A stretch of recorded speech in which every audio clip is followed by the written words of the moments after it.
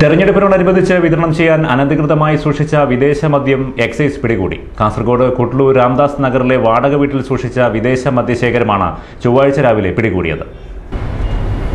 നിയമസഭാ തെരഞ്ഞെടുപ്പിനോടനുബന്ധിച്ച് കാസർഗോഡ് മദ്യസൽക്കാരം നടത്താനും അനധികൃതമായി മദ്യം വിൽക്കാനും കേന്ദ്രങ്ങൾ ഒരുങ്ങിയതായി രഹസ്യവിവരം ലഭിച്ചതിന്റെ അടിസ്ഥാനത്തിലാണ് കുട്ലൂർ രാംദാസ് നഗറിൽ റെയ്ഡ് നടത്തി വിദേശ മദ്യം പിടികൂടിയതെന്ന് Kasaragod range excise circle inspector പറഞ്ഞു.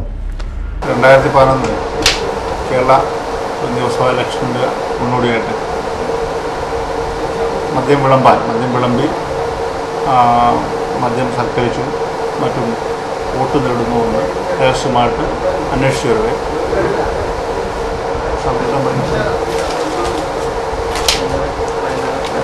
രാജ ആടിനാറിലുള്ള വിവേകാനന്ദ നഗറിലെ രാജയുടെ വീട്ടിൽ വിദേശ മദ്യവും ബിയറും ധാരാളമായി സൂക്ഷിച്ചിരിക്കുന്നതായി രഹസ്യമായ വിവരം ലഭിച്ചു. ഞാൻ വീട് ശോധന ചെയ്തു, പാർട്ടിയോട് വീട് ശോധന ചെയ്തു, ശോധന ചെയ്തു. അവിടെ നമുക്ക് 30 ലിറ്ററോളം വിദേശ മദ്യം, 104 കുപ്പി ബിയർ എന്നിവ പിടിച്ചെടുത്തു. അതിനെതിരെ രാജയ്ക്കെതിരെ റേഞ്ച് ഓഫീസിൽ കേസ് രജിസ്റ്റർ ചെയ്തു.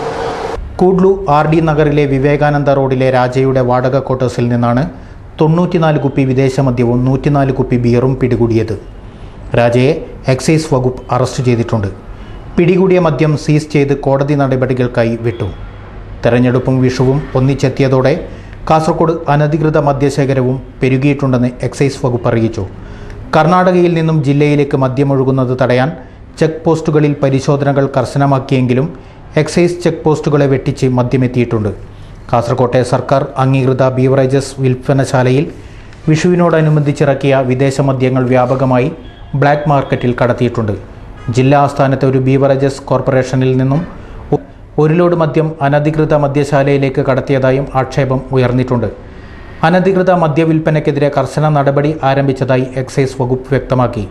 തെരഞ്ഞെടുപ്പ് വിഷു ദിവസങ്ങളിൽ വ്യാപകമായ റെയ്ഡ് തുടരുമെന്നും എക്സൈസ് റേഞ്ച് ഓഫീസർ അറിയിച്ചു.